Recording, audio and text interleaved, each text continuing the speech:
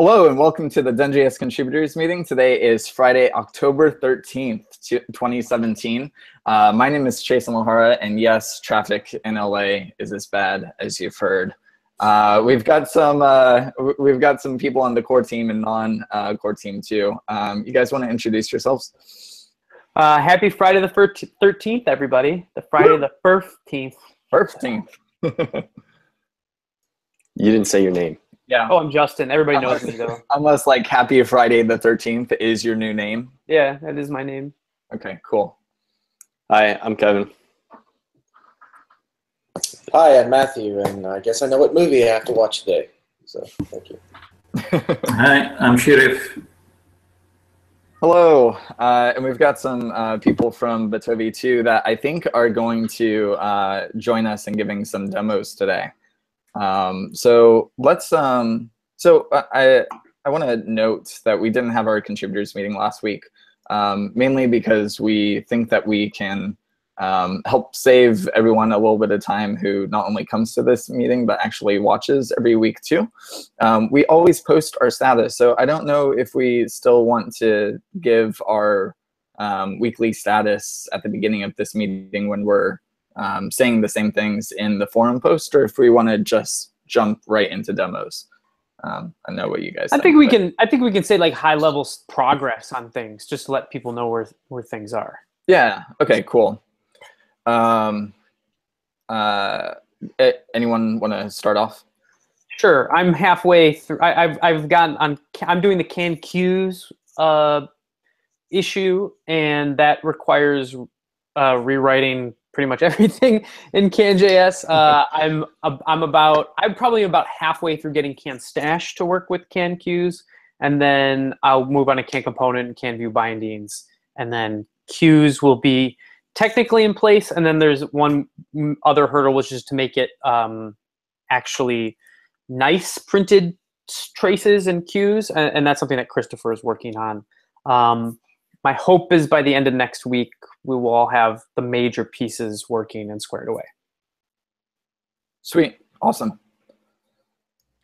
Cool. I can go next. So I'm working, I've been doing a lot of other stuff, but I've started working on Stash 4.0, or I guess it'll be 5.0 if can queues is a 4.0 for everything else. But I've been working on adding some warnings so that people can start preparing for the things that we're removing from the current stash. They can start fixing those now in 3.0. So that's what I've been working on. Should have that done today and be able to actually start working on the new features next week. Awesome. Sounds good. Anyone else have a status they want to give? Yeah, I maybe not last week, but the week before, I released DoneSSR 1.2 beta, and what this is, it introduces new zones that you can use directly.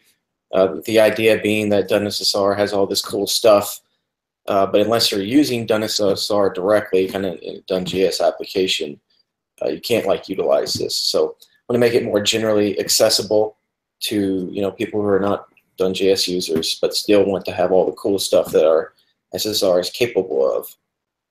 So yeah, that's a 1.2 beta is out now. Still refining the incremental rendering part of that. So I'll demo that in a little while. Awesome. Sounds good. Anyone else? Sheriff? Okay. For me, I worked on the issues I worked on the week before.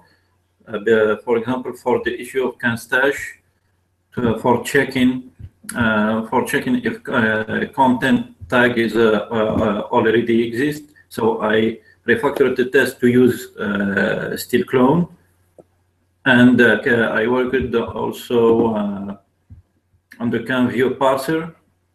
And this week I worked on it with Kevin and other guys for the review. So I refactored the code to be easier to debug, to show the line number and where the issue is in the warning. that's it for me this week. Sweet, sounds good. And then for high level, I've been working on the issue for reorganizing the CanJS sidebar by purpose instead of collection, which I'll give a demo of when we do demos. So that's a high level update. Anyone else have anything high level that they wanted to give an update on? Sort of high level that I've been working on, basically the experience using React with CanJS stuff, trying to smooth that over in various ways, and working with Matthew, trying to get it so that we can use his done SSR stuff to render a server-side render a React app with incremental rendering. So that's the plan. And that is really cool. Yeah, it's cool. I've been working on a script and a code mod for detecting when you have cyclic dependencies in your NPM packages. There's a, I've put out a version like 1.1.1 of this script. It's called Detect Cyclic Packages. It's out on NPM. It's not just a CanJS thing or DoneJS thing. You can use it for any project you have. It is especially useful if you have to maintain a lot of projects like we do, because it can help smooth out your releases and tell you what you need to maybe break out. There's also a Landscaper code mod. If you're into using Landscaper, you might want to check that out. It can add the script to all of your packages if you need to. Yeah, so I would say, get that. It's, faster and less configuration than all the other solutions that I've seen so far, if all you're really worried about is packages and not individual scripts. And you can run it as part of your test battery, along with JSN or ESN. Awesome. Christopher, yeah, did you have anything that you wanted to share? I think you were the only one who. Just the line numbers and file names I've been working on, but that'll be in my demo. Cool, sounds good. Let's go to demos then. To try and keep this easy for everyone, I'm just going to go in the order that's in the forum. So I posted first. Let me share my screen.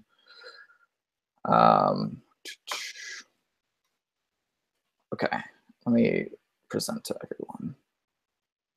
Okay, cool. So one of the items that we had on the survey was this group API docs by purpose instead of collection. It was one of the most highly voted on CanJS issues. And basically the really brief summary, what we have on the CanJS site right now when you go to API docs is everything organized by collection. This doesn't give as good of an overview to especially new users who don't know that can define is observables, or they should be looking for can connect and can set for data modeling or something like that. So we're working on. So I'm working on reorganizing that into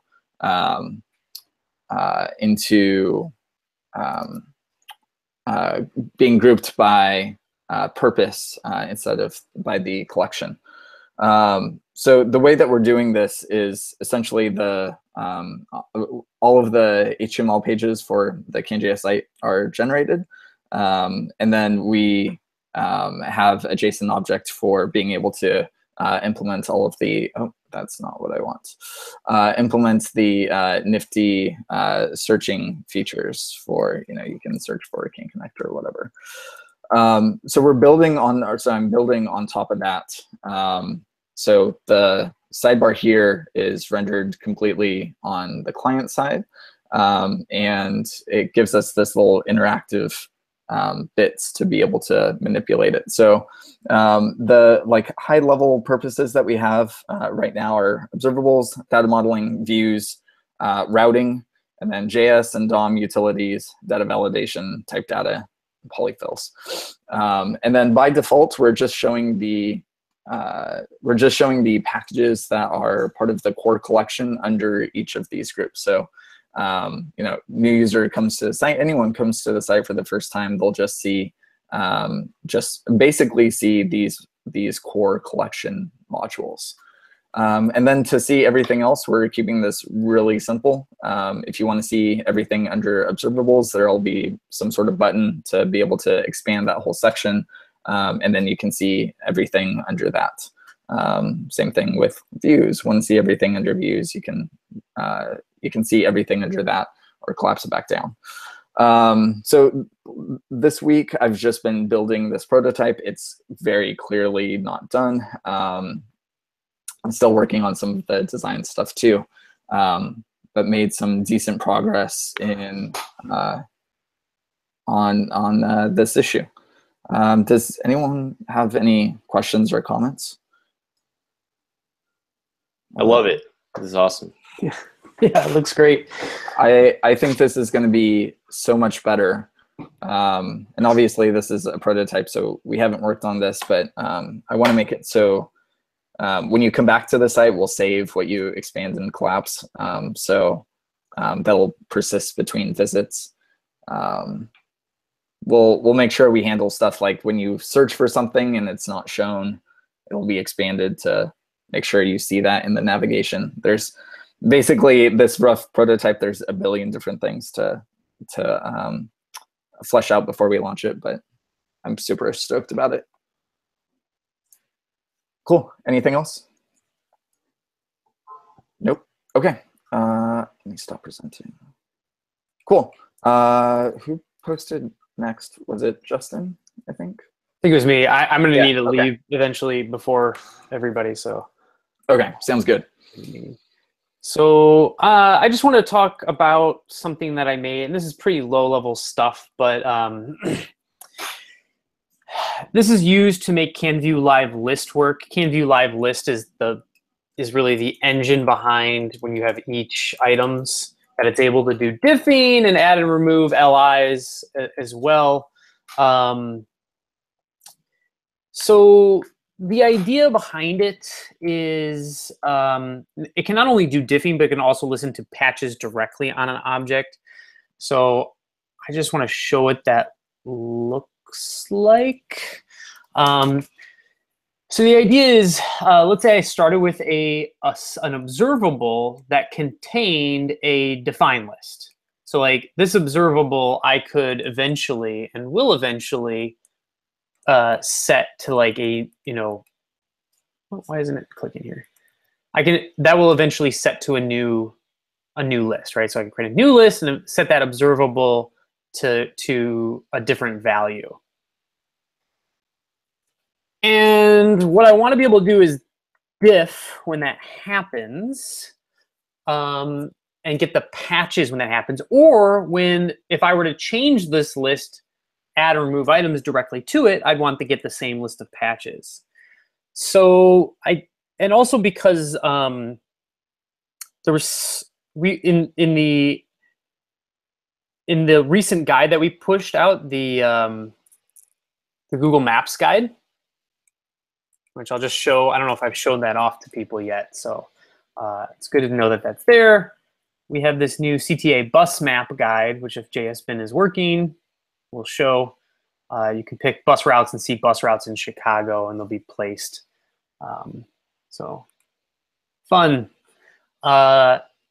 This is actually kind of a similar need, because what you want to be able to do is click one of these routes. And this isn't actually a total need for this one, because when you click a different route, your buses are always going to be changing location, so you don't really need a diff. It's always going to be different. You're always going to have to remove all of them and add all brand new ones. But that's definitely not true if you're doing something to Canvas or doing, working with custom widgets or whatever your use case is. Sometimes you want to be able to like add or remove things manually because you're not working inside Stash. So I wanted to expose this. I don't know if it's going to be exposed for everybody publicly, but the idea is generally it can deal with either a direct list or a compute wrapping a list, an observable wrapping a list, and then you can listen on patches.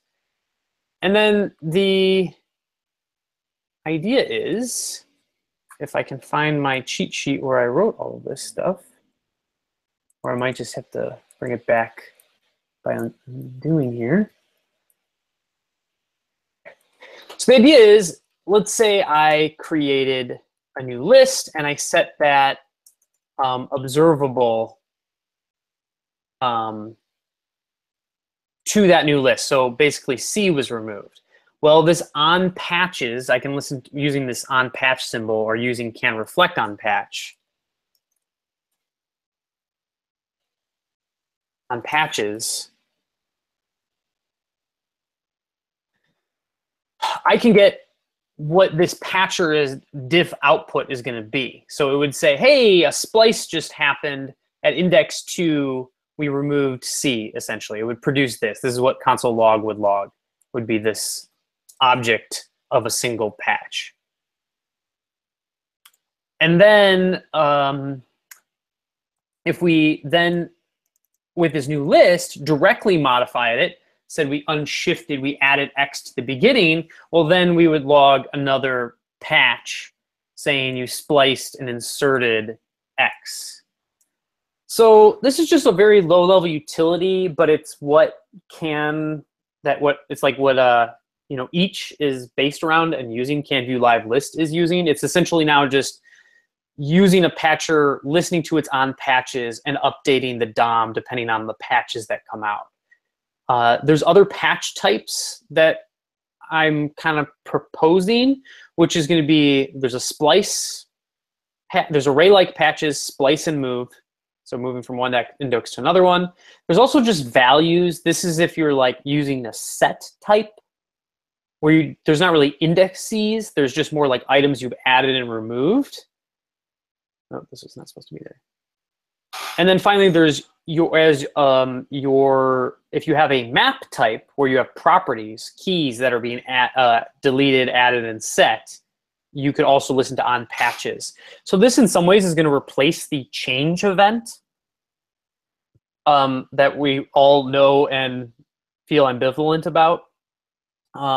So just want to let everybody know that this is where I'm headed in 4.0.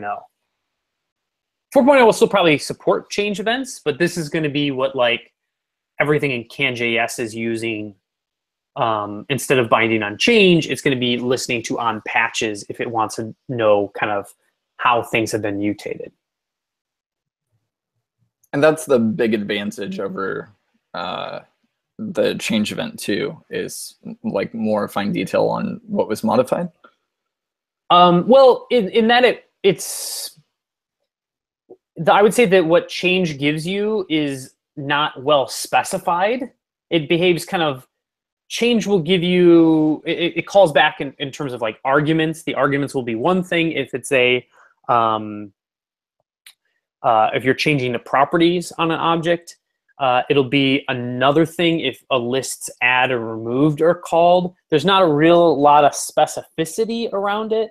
So this is going to be something, these patches, you can add the on patches symbol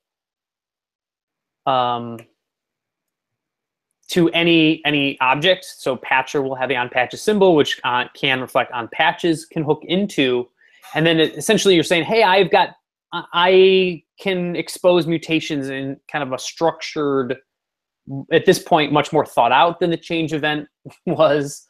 Because I don't think the change event even fires with you change a key. Like actually it does, but it doesn't let you know that a key has been added. I might actually. I don't know. It wasn't well thought out. It was just kind of like ad hoc. This is a much better solution, especially because the output of these complies with our diff, CanUtils diff. So CanUtils diff, if you're like diffing, you could use that to somehow make your own like emitter of diffs of patches, and I don't know, you could do crazy things that way. Like if like if we're talking about our own version of JSX and things like that. You could bottle up the whole diffing and patching life cycle, or at least the diffing life cycle that's happening inside there, inside of like its own little observable. So this is a way to like, I don't know, have compatibility between those ideas, between patches and mutations. So I don't know. I'm hopeful that this gives us a lot of flexibility and power in the future. Yeah, awesome. That was way too long. No, but thanks for explaining that. I appreciate it. Any well, you're questions, welcome, Jason. Any questions, comments? So Does it do like a deep diff, or if you have an array like that has map likes in it? No, this does not. I mean, it's really here a first primary case is to solve the each. If we wanted to make it support deep patches, we could, right? We could have a special, because notice there's a type on all of these things. Mm-hmm. So we could have a type of like deep add, and then that has its own kind of data, and then we just make it so that consumers of on patches should presumably understand that or know what to do with it. And they could throw warnings of say like, hey, I don't understand deep add, so I'm going to ignore that. And then you need to go use something that does. I don't know. It gives us a patches in some ways a superset of all of like on key value and add key. Like in some ways, we could make it so all you have to do is submit patches, and all the on key value and those kind of things could essentially derive from the patches that you're emitting on your object.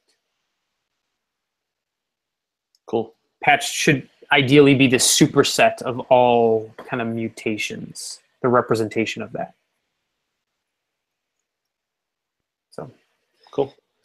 Cool beans. All right, that's it for me. Awesome. Thank you. Christopher, I think you are next. Oh, I can do that. One moment. So mainly what I worked on at the beginning of the week was adding line numbers and file names to stash errors. So we added these errors, I don't know, a couple months ago. If you had like a mismatch closing tag, like if you open an if but close something else.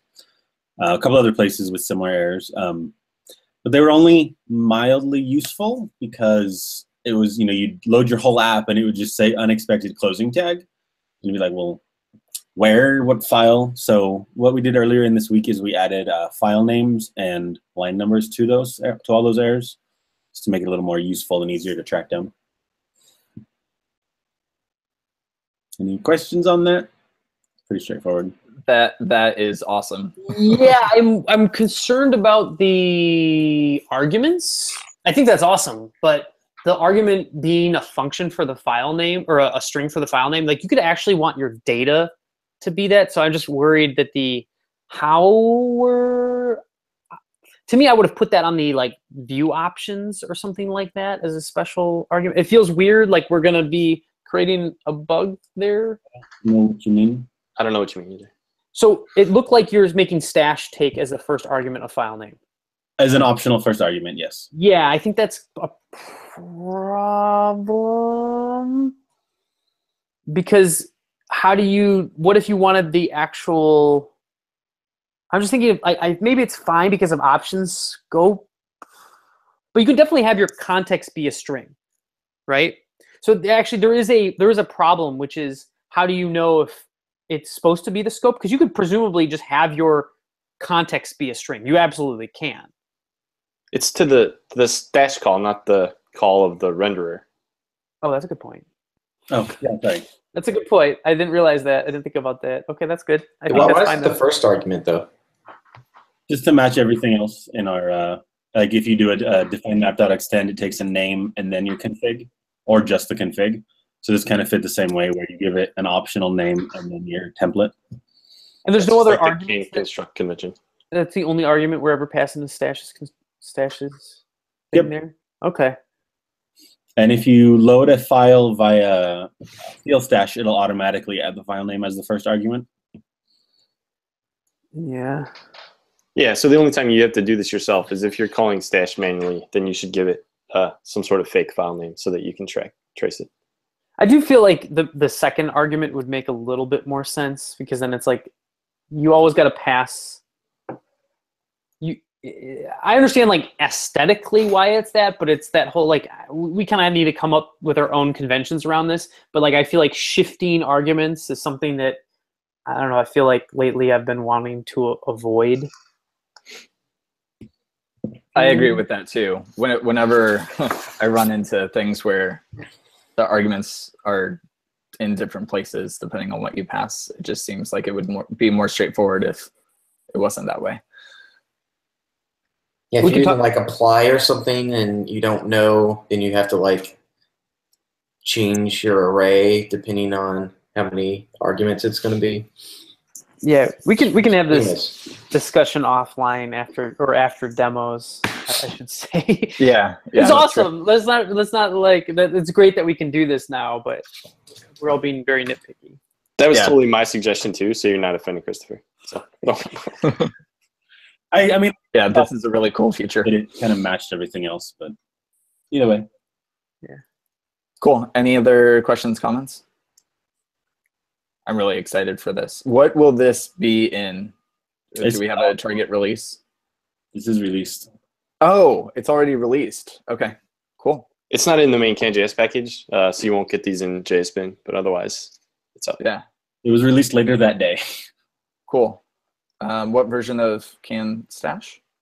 The latest minor.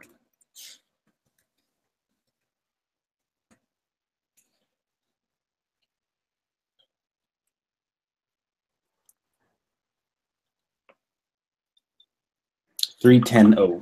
Cool. Thanks, Christopher. Kevin, I think you're Just next. one final comment. I almost feel like Christopher, the renderer, should be like, it's almost like, I wonder if this is related to all the reflect identity stuff that we're doing, but I'm just going to put that thought in there and then we can discuss it later maybe. But just consider that. Like can you identify a stash renderer? Not at present, but we can. Not at present, but like, should that be part of Can Reflect? You know what I mean? Like, I don't know. We could set up the stash to name the renderer that it returns. Yeah, I feel like that would be cool. That would be cool. Yeah, we can do that. Hey, Julian. Hey, all right. So I have a couple of quick demos. The first thing I want to talk about is I released this article about using lazy values earlier this week. The only thing I kind of wanted to demo is the benchmark because I think it's kind of interesting. So the way that this benchmark is set up, I don't know if people have used JS Bench before, but there's kind of 3 different test cases. The first one is an object. It's a constructor that creates an object, basically an empty object. Then here, I can just show you the setup code, which is easier.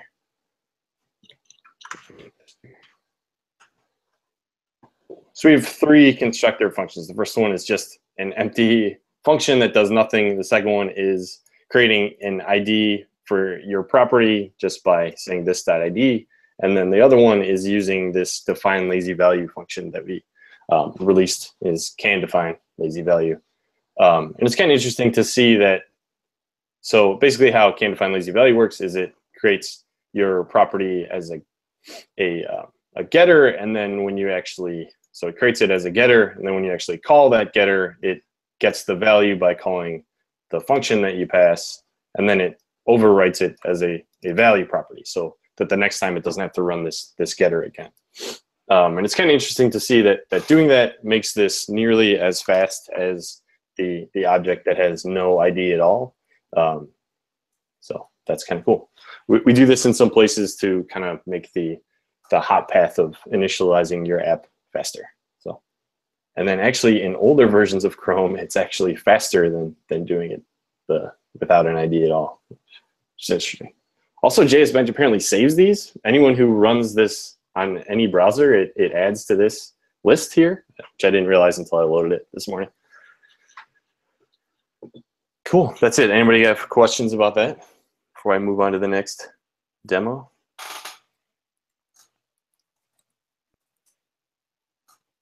No? Okay, cool. So the other thing I wanted to demo is the new warnings that I'm adding for Stash 4.0. So in 4.0, or like I said, it might be 5.0, we're going to remove a few things. So we have this is kind of the demo app that I'm showing here. There's a couple things that we're going to start warning on now in 3.0 so that you can stop doing them and because it's not going to work anymore in future versions. So the first one is currently stash will automatically call functions if you have a function like this excitement function on your scope or your view model or whatever. If you put it like this in your stash, it's actually going to call that and return the value. So what this is saying is this new warning, which I can make bigger, says that excitement is being called as a function. This will not happen automatically in future releases. You should call it yourself like a function.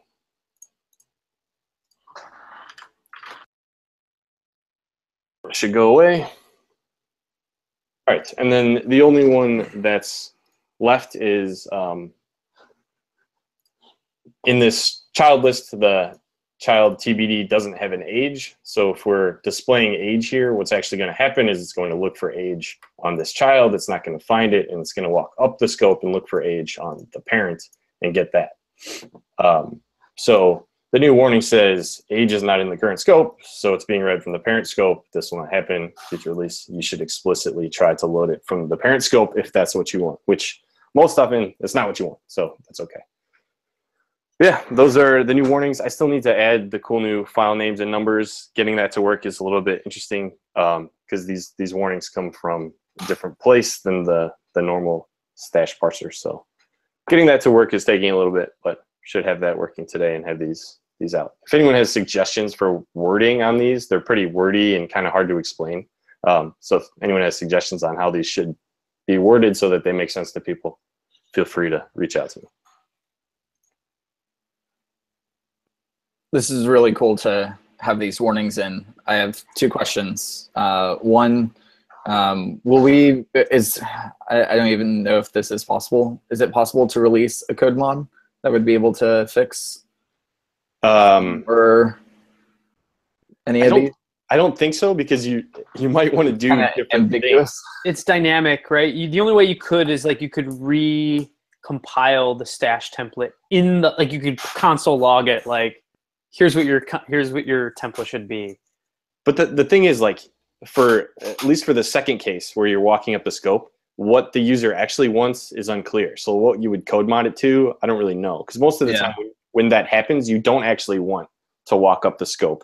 It's walking up the scope on accident. Oh, but we know when we found something, though. Normally, yeah, but what would we code mod it to? To what we found. .. .. until we gave them explicitly what. Yeah, but that's probably not what the user wants to display. Maybe. I would imagine that it is in a production app because they would have noticed the bug before.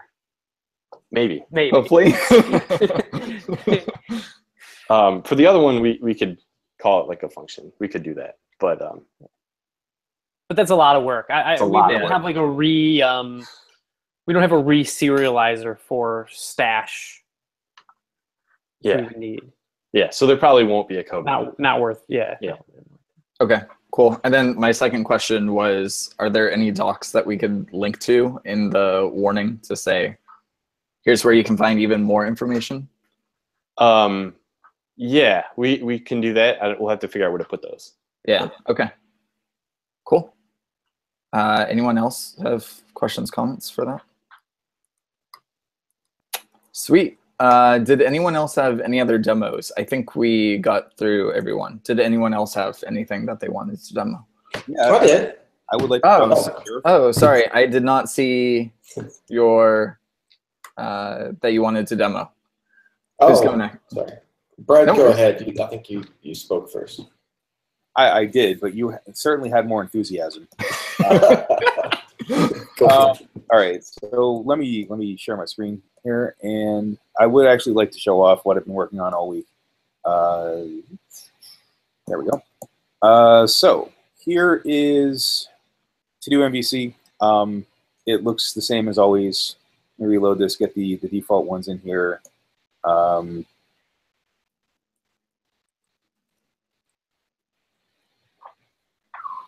right, go ahead, go to post office, and usual things, clear some completed ones, see the completed ones, see active ones, see all, This is actually almost all being done at this point with objects from ES6 classes. And the way that we've done that is to actually have this extra little function that you can use when constructing these classes. It is called can.observe. And what that does is it creates a proxy, like a JavaScript proxy that actually listens to everything that happens on these objects and makes them observable. And there's a lot of other stuff that happens under the hood for compatibility with other things. But the can observe, you have the regular event listener interface. You have the on and off key value symbols that are not propagated over to the underlying objects, and you have a couple shims that let the array mutation events be fired. So that's how. Red, can you increase your font size? Yes. I'm gonna have to do this. And maybe blow up your window a little bit bigger. There we go. All right. So essentially, like a class like this for your view model, it looks a lot. It's really simple. I mean, you can do everything you can do in define map, really, but you have to take a lot more responsibility for doing your own things like initial values and type conversions. You can actually see, like, I was sort of like just checking for type here by hooking into the to-do list, and it's sort of overriding push and splice, just to make sure that the things that we pushed on there were to-dos. But these actually, in a lot of cases, can be a lot simpler. If you don't need type stuff, and you just want to actually get the thing out the door, and especially if you're not a fan of extend syntax, the way that we do it, all you really have to do is let your constructor for your class take an object and assign it to your properties if it is there, and do can observe on it, and that is pretty much it. I'm going to be releasing this later today. There's a couple small things that need to be set up in other places in CanJS for max compatibility. Right now, it doesn't work with can connect. So if you use can connect for your models, you should just leave them as the map type you already have. But you can go ahead and use your can component view models with can observe, and it works really well. Stop sharing.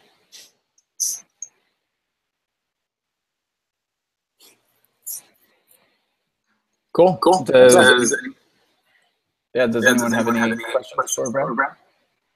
Comments? Not a question, but a comment. Brad, you might want to mute yourself. There's the big echo. Or put I'm headphones. just going to say that looks like it would be ripe for a decorator, like where you could have a decorator function that just takes a class and then returns a new class that does all that, right? That'd be cool.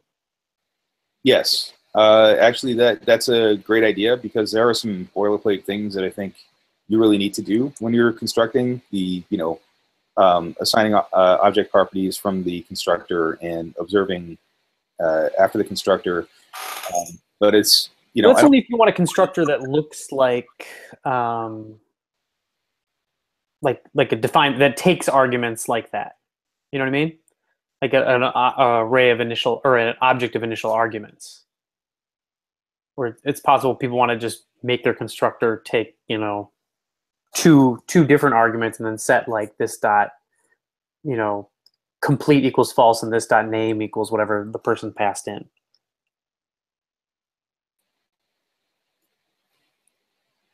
That could work too. I mean, there's no limit. It's just that the call pattern for making objects in CanJS overall is still take an object of properties when you construct. Like that's how we do it. And so for compatibility, you're going to have to at least do that. But there's a possibility that you could, decorate it such that you're, when you get to the actual constructor element, you could have maybe like spread out certain properties to positional parameters. I mean, I actually haven't looked too much into decorators, so maybe you could comment more on that. But it seems like something that's possible that we could do if we found use cases for it.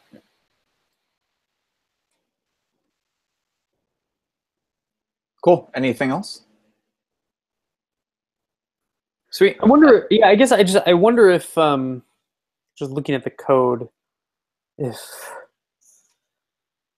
creating types will just be passé, and it will be disconnected functional utilities that people will use just on proxied objects. I don't know.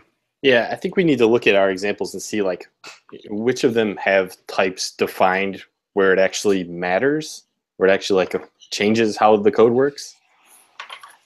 Well, it's like to do MVC, it's nice to have. I mean, this is going to be a difficult thing to know what to do with, because like to do MVC is in that particular example, or I mean not that particular example, but our to do MVC example that has all the like all completed, or has like the the list, right? We have methods on the list and expando properties on the list, and it expected the list that takes a certain type, and there's all this kind of typing that goes on inside of a CanJS application because it is object oriented, and it's really nice to have those functions and those expanded properties and things like that.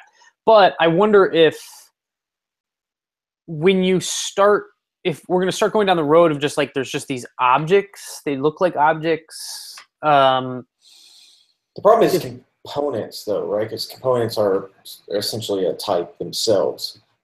So if you're working inside of a component, you're already inside of a type.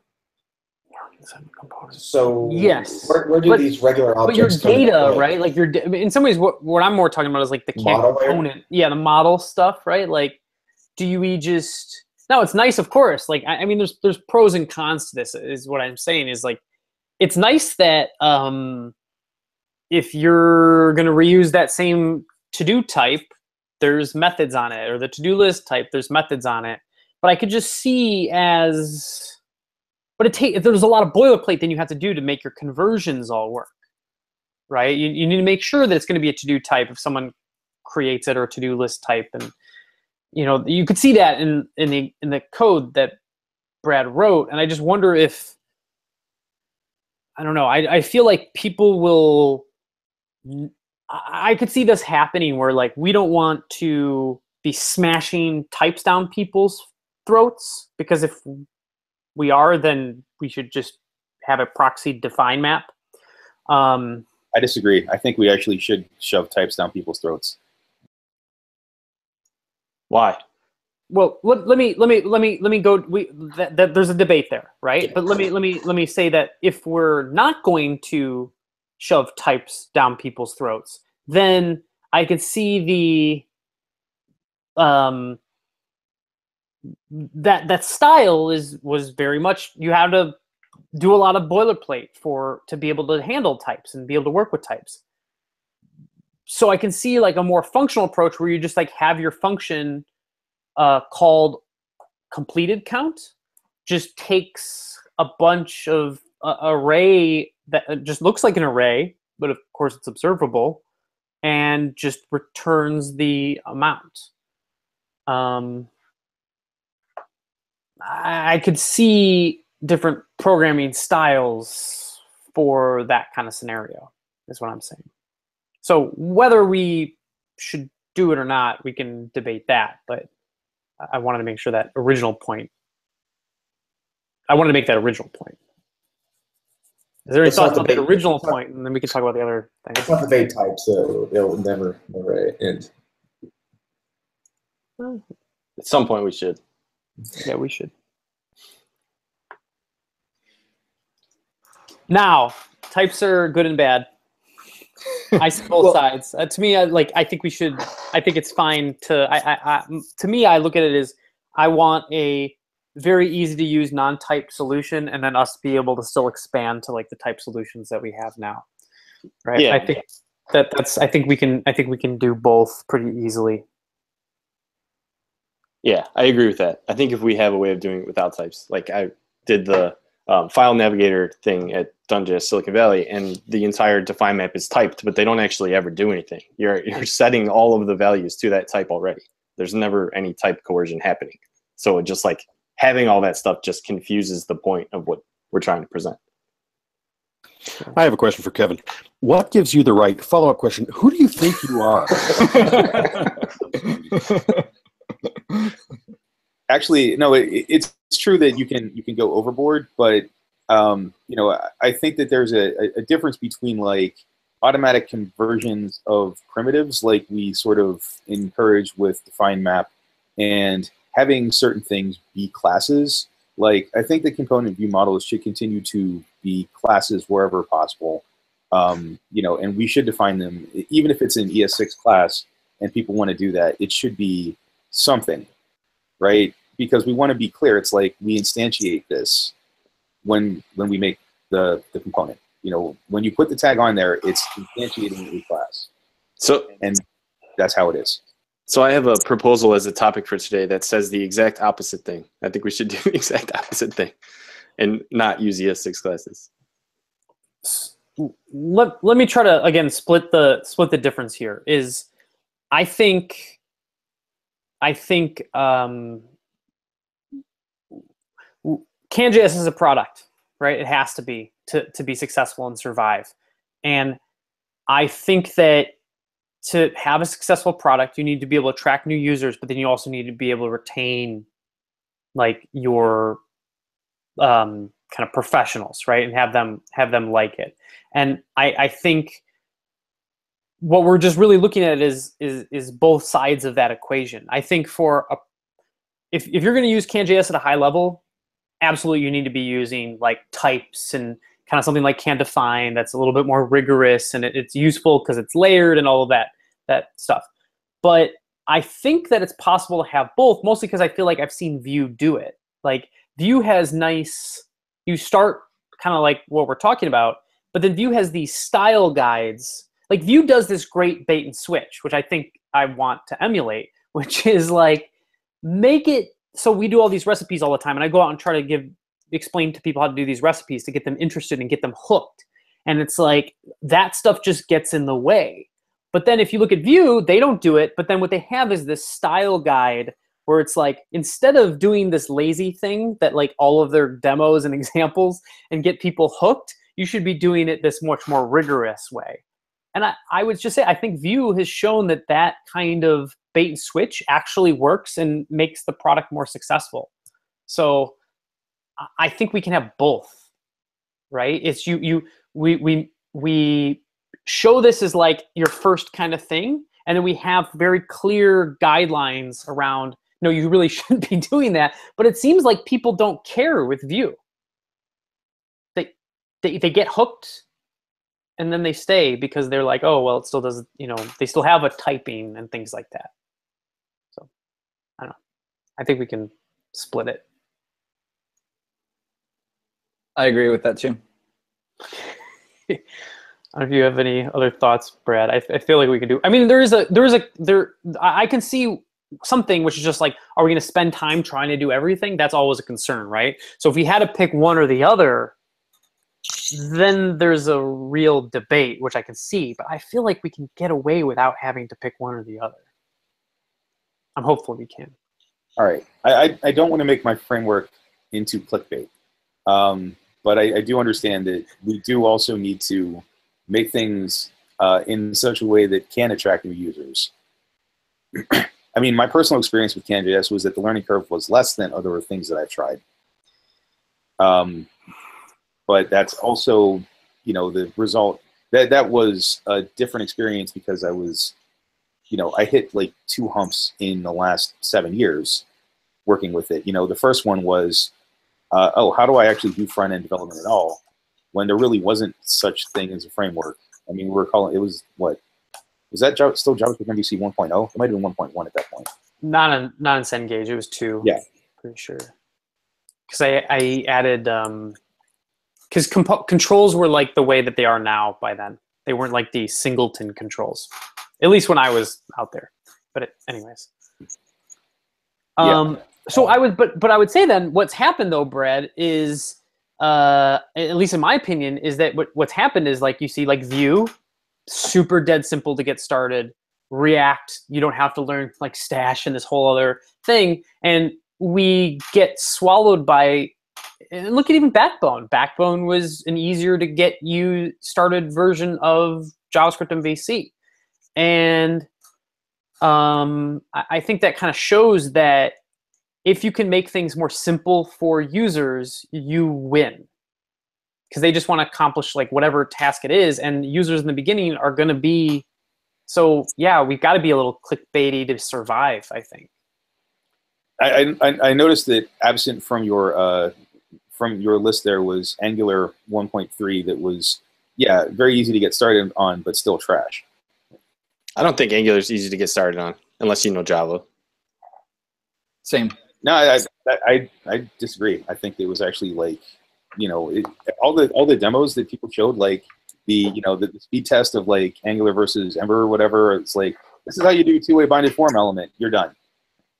Yeah, that was easy, but directives, scope, dependency injection. Yeah, I never understood. Yeah, I still don't understand. Writing directives wasn't part of getting started. Right? Yeah. They hid all of the actual horror of what it actually meant to write a non-trivial app behind, you know, the veneer of Angular had custom elements.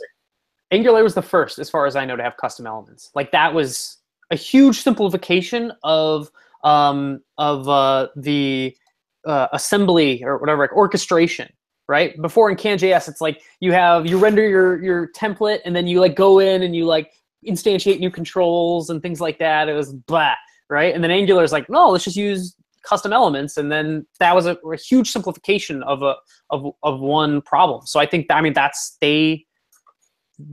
good for them. They had a great idea, right? And I think that's what it is. It's just like, how do you, in some ways, what we need to constantly be looking for, and I think in some ways we're doing it, we're by doing better logs and things like that, we're like, how do we make this process of building apps more simple? Of course, you can have it more rigorous. I mean, if you look at, I don't know if Chris often watches these, right? In some ways, his is more simple. Yeah, but it requires a little bit, I would say, more difficulty in other ways, but it's much more rigorous. And I think you always want both. And I think that ideally we just keep working on rigorousness and simplicity, rigorousness and simplicity, and just keep making those better. I think in some ways, I think jQuery was a horrible influence on me as a developer, as like a open source user, because it's so like unambiguous. Like you have an empty jQuery collection, and you call methods, and it's like everything breaks, right? So the rigorousness of jQuery, they just like threw that all out the window and just totally went around simplicity. It's hard to find that balance, but I think they went way too overboard, because you can get to a point where it's like not simple anymore because it's confusing. But I guess I'm getting off the track. Yeah, we're almost at an hour. I need to go anyways. So yeah. See y'all. All right, see you, Justin. Bye. Matthew, did you have something that you wanted to demo? I'm sorry. Yeah, on that note. Yeah, I'm sorry. I should have tried to rein that in minutes ago. From types to incremental rendering. Let's just make this as complex of a discussion as we possibly can. Yeah. All right, let's do it. Okay, so I am working on some incremental rendering stuff again, just to do a refresher on the concept. I've talked about it a lot in these meetings. Incremental rendering is a strategy for doing server rendering where we send out an initial page, kind of initial, what's the word? Like a skeleton of a page. Just what happens when you like first start rendering your app. We send that immediately, and then while the app's rendering on the server, we send these commands back. And these mutation commands, and that tells the browser to update the page with these different like incremental changes. So that's what incremental rendering is. As part of incremental rendering, while these mutations are being updated on your page, your actual app is also starting up in the background. And what happens, what incremental rendering does is it waits until that app is kind of caught up with the mutations. In other words, once your client JavaScript code is executed all the same stuff, it's it's rendered just as much as the mutations are showing. We then flip it over and like kind of hand off the page to the actual application, and the mutation stuff goes away. So that's kind of the reattachment process of incremental rendering. There's some weirdness to how it works, in that there's kind of this off-thread application running that's doing stuff, but it's not actually painting to the screen. So that what that requires, and Done Auto Render kind of takes care of this for you, is it requires kind of this weird juggling operation. Let me see if I can find the auto render code that actually does this. Yeah, it's actually not as complex in auto render, just because auto render works this way anyways, but it calls this function, auto render renders your app into a document fragment. It hands over this fragment to like the special global DoneSSR attach function. That function is what that function is what decides when to kind of swap out the page for the client-side JavaScript app page. I know I'm making this even more complex, but essentially it works because DoneJS applications kind of work a certain way where everything's contained within the view. You know, you have a view, it creates components, those components have a view model, they do stuff there. They don't do any global stuff.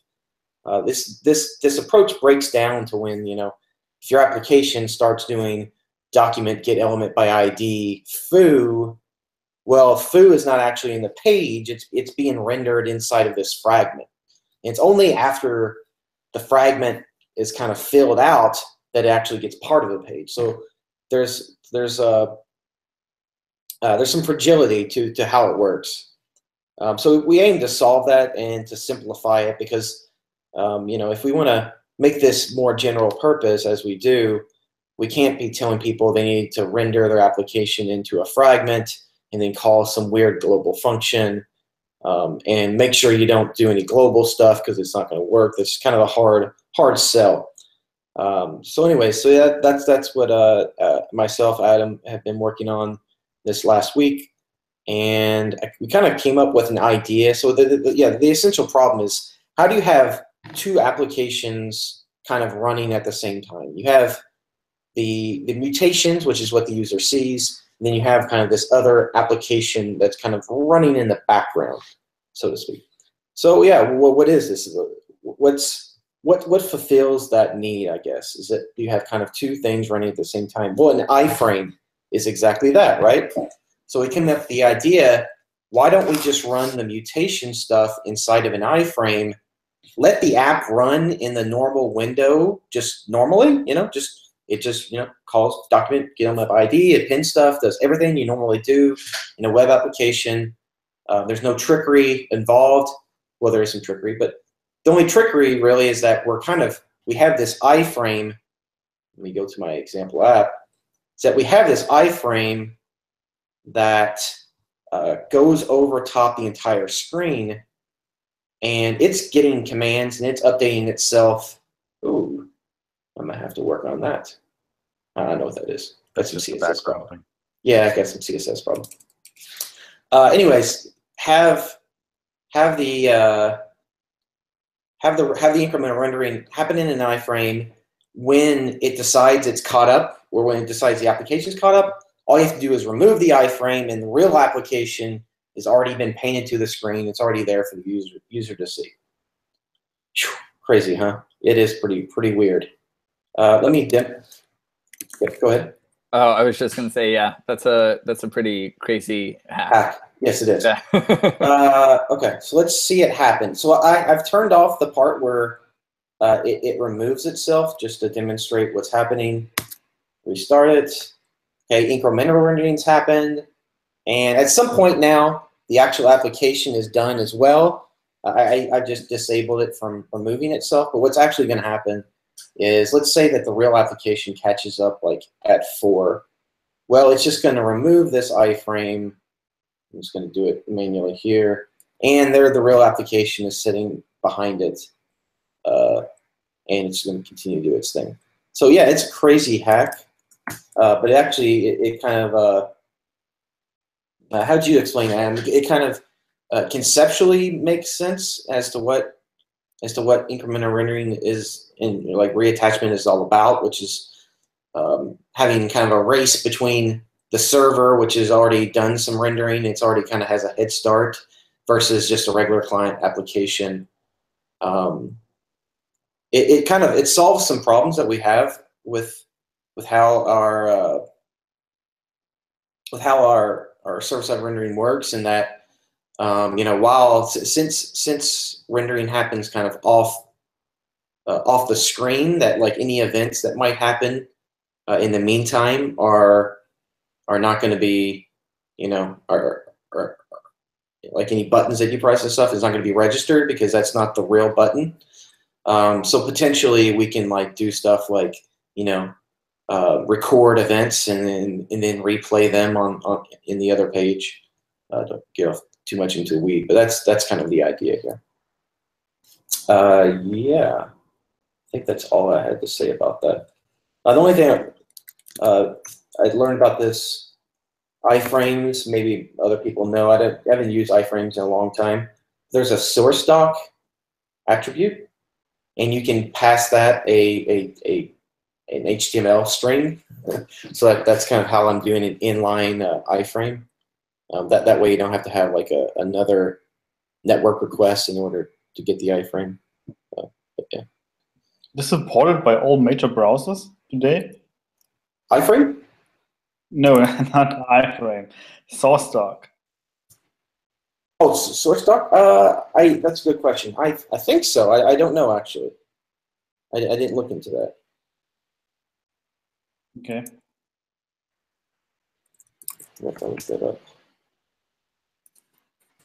No, I did see it. There was a polyfill.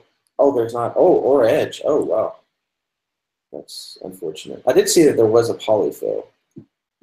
But I mean, that's okay. The other approach, I can always change it. The other approach I was thinking about doing is just making up a fake URL and just pushing it. Doing the H2 push. So then, it would start fetching that document, but it's already been pushed, so it's already there. Why not just clone the nodes and throw them on the other page? Clone the nodes? Like clone the head, clone the body, and just clone the actual document. Yeah, you could do that too. You could do that. Yeah, I don't know. Maybe scripts don't run in that case. I don't know. They don't, but wouldn't that be a good thing?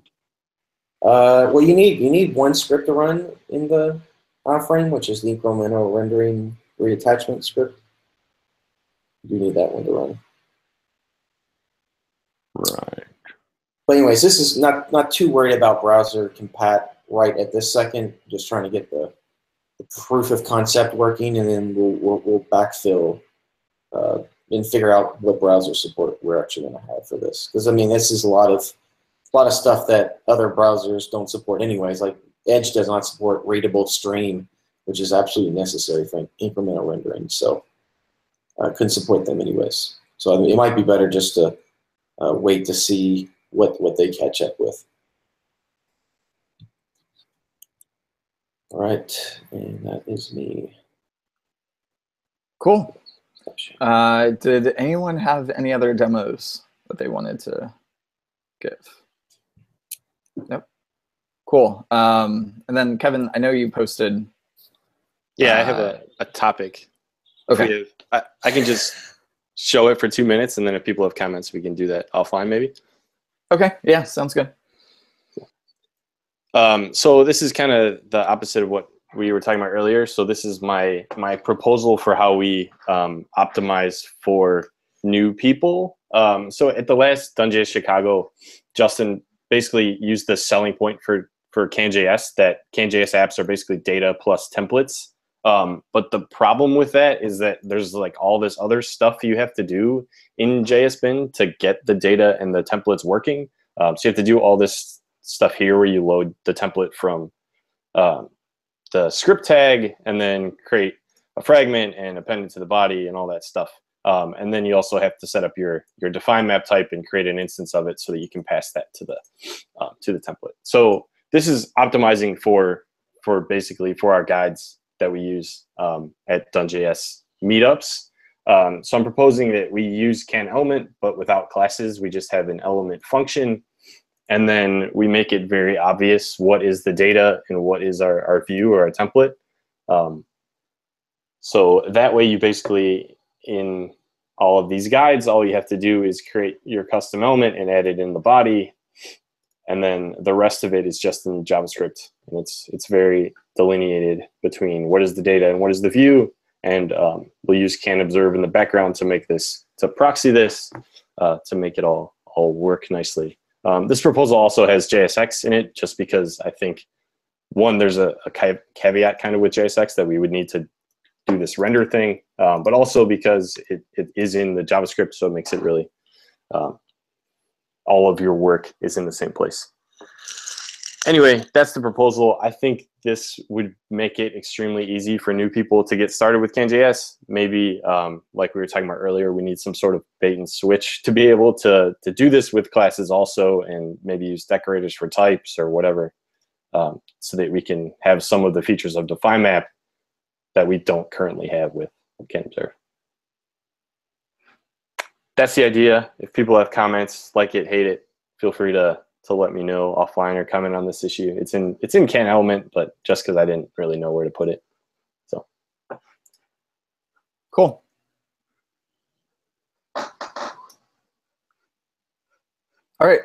Anything else before we go? Oh, actually, so next Tuesday, October 17th, we've got an event in Boston and in Los Angeles. So if you are in either of those cities, come out. I will post a link to both ones, but it's a DoneJS LA and DoneJS Boston event. We're going to be building the file system navigator with CanJS. Cool. Anyone have anything else before we go? Nope. Okay. Everyone who is watching the live stream or this on YouTube, thank you for watching, and we'll see everyone in 2 weeks. San Dimas High School rules.